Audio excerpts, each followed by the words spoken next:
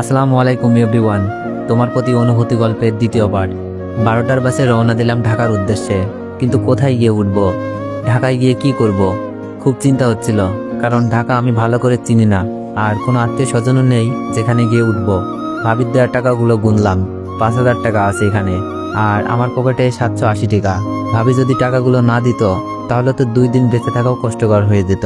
এমন কোনো কাজও জানি না, সবেমাত্র কলেজে পা দিয়েছি। আব্বুর টাকা পয়সার কোনো অভাব নেই, যার জন্য লেখাপড়াটাও ভালো করে করেছি। পরিবারের সবাই আমাকে অনেক ভালোবাসতো। আমার কোনো দোষ ছিল না, শুধু একটাই দোষ, আমি মিথিলাকে পাগলের মতো ভালোবাসতাম। যখন থেকে বুঝতে শিখেছি তখন থেকেই মিথিলাকে ভালোবাসতাম আমি। একসাথে স্কুলে যাওয়া, খেলাধুলা করা, আমরা ছিলাম বেস্ট ফ্রেন্ডের মতোই। কিন্তু যখন মিথিলাকে স্কুলের এক বড় ভাই ফলো করতে শুরু করে, আর মিথিলা যদি সম্পর্কে জড়িয়ে যায়, সেই ভয়ে সুমিয়াপুর বিয়ের দিনই মিথিলাকে প্রপোজ করে বসি। কিন্তু মিথিলার সাথে সাথে এই কথা আমার আব্বুকে জানিয়ে দেয়। আব্বু আমাকে সেই দিন অনেক মারে। তখন নবম শ্রেণীতে উঠেছি মাত্র। আমার আর বিয়ে খাওয়া হইল না। আব্বুর হাতের মার সেই দিন প্রথম খেয়েছিলাম। আব্বু বলেছিল মিথিলাকে যেন নিজের বোনের মতোই দেখতে।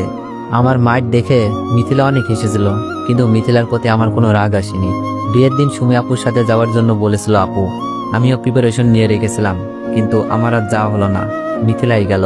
আব্বু আমাকে মারের কারণটা শুধু ভাবিই জানতো, আর সবাই জেনেছিল আমি দুষ্টুমি করেছি তাই মেরেছে। অনেকে আব্বুকে রাগ দেখিয়েই বলেছিল দুষ্টুমির জন্য কেউ এমন ভাবে মারে, আর বিয়ের দিন ফাজলামি করবে না তো কবে করবে। আপুকে আনার জন্য গিয়েছিলাম। আপু না যাওয়ার কারণটা কি জানতে চেয়েছিল, কিন্তু কিছুই বলে নাই। তবে মিথিলার মনে যেন আনন্দের জোয়ার বইছে। নতুন দুলাভাইয়ের সাথে ভালোই খাতির জমেছে। আমার খুব ভালো লাগতো বড় ভাইয়ের অভাবটা দুলাভাইকে দিয়েই পূরণ করুক। আপুকে নিয়ে বাসায় আসলাম। দুলাভাইয়ের সাথে আমারও ভালো সম্পর্ক গড়ে উঠেছে। খুব ভালোই যাচ্ছিল দিনগুলো। কিন্তু বারবার মিথিলাকে আমার মনের কথা বলার চেষ্টা করেছি। মিথিলা বলতো আমি তোকে শুধু ভাইয়ের মতোই দেখি। দুলাভাইকে দিয়েও বলেছিলাম অনেকবার, কিন্তু কাজ হয়নি।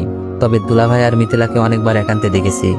মনে হচ্ছিল প্রেমিক প্রেমিকা বসে প্রেম করছে, কিন্তু আমি তখন এইসব নিয়ে ভাবি নাই, কারণ মিথিলা দুলাভাই এমন না। পরবর্তীতে এমনই হলো। হঠাৎ মোবাইলের মেসেজ টিউন বেজে উঠলো। কল্পনা থেকে বাস্তবে ফিরে আসি।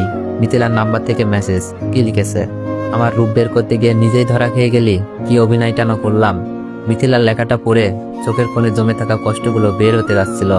আমি জানি না তুই এমনটা কেন করছিস, তবে আমি চাইলেই তোদের রূপটা বের করে দিতে পারতাম, কিন্তু তোর সম্মান আর আপুর সংসারের কথা ভেবে কাউকে কিছু বলি নাই। মিথিলা বলল, তাই নাকি? তোর কাছে কি প্রমাণ আছে নিজেকে সাধু বানানোর জন্য? তবে কেন তোকে বাসা থেকে বের করেছি জানিস? যেন আমাদের সম্পর্ক আর কেউ না জানে, আর তোর কাছে যেন ছোট হয়ে না থাকতে হয়। আমি বললাম, ভালো করেছিস, এতে আমার কোনো দুঃখ নাই। শুধু বলবো আপুর সংসারটা যেন নষ্ট না করিস। তোদের এই অবৈধ সম্পর্ক নষ্ট করে সবাই যেমন ভাবতো তোকে সেই রকম যেন ভাবে। মিথিলা বলল, তুই আমাকে বলবে আমি কি করব? আমি দুলাভাইকে বিয়ে করব। তারপর আমি রিপ্লাই দিলাম, কিন্তু মেসেজ সেন্ড হচ্ছে না।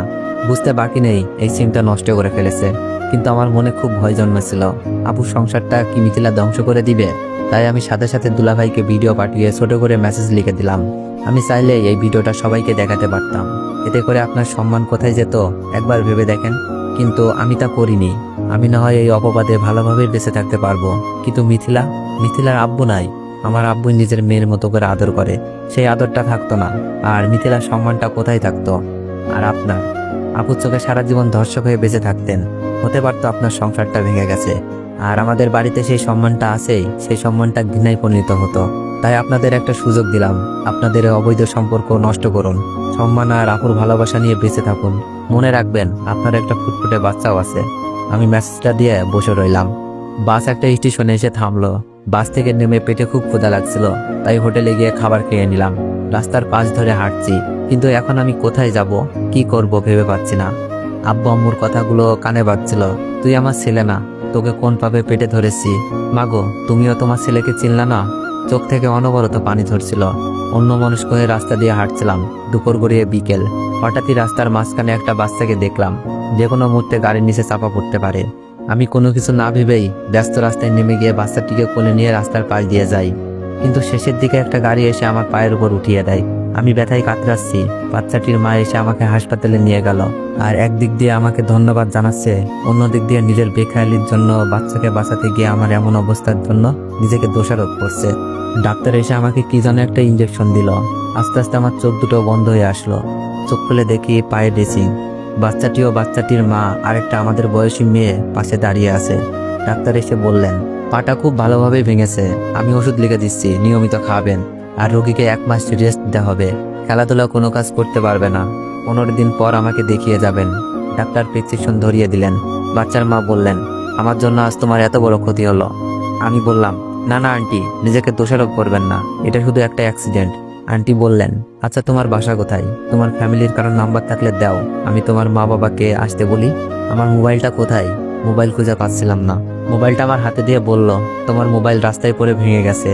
এটা তো একেবারেই গেছে।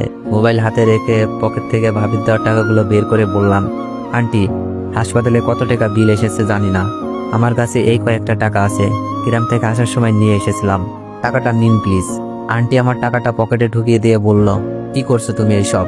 আমার ছেলেকে বাঁচাতে গিয়েই তোমার এই অবস্থা, আর তুমি আমাকে চিকিৎসার খরচ দিচ্ছ।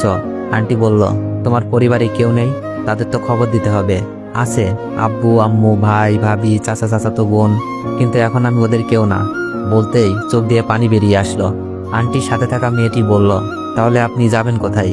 আমি কান্না করছিলাম আর বলছি, জানি না। আর সকালেই বাসা থেকে বের করে দিয়েছে আমাকে, একটা মিথ্যা পাপের অপরাধে। আন্টি বলল, আচ্ছা তাহলে তুমি আমাদের বাসায় আসো, তোমার এখন রেস্টের দরকার। না আন্টি, এটা কি করে হয়? উপকার করেছি বলে আপনাদের বাসায় গিয়ে উঠবো? মেয়েটি বলল, চুপ করেন, এত ভালো মানুষ সাজার দরকার নাই। আমার ভাইকে বাঁচিয়েছেন, এখন আপনাকে বাঁচানোর দায়িত্ব আমাদের। চলুন। চলো ওঠো। আন্টি আমার 1 হাত ধরে তুললেন। আন্টি আমার কাপড়ের ব্যাগটা কই?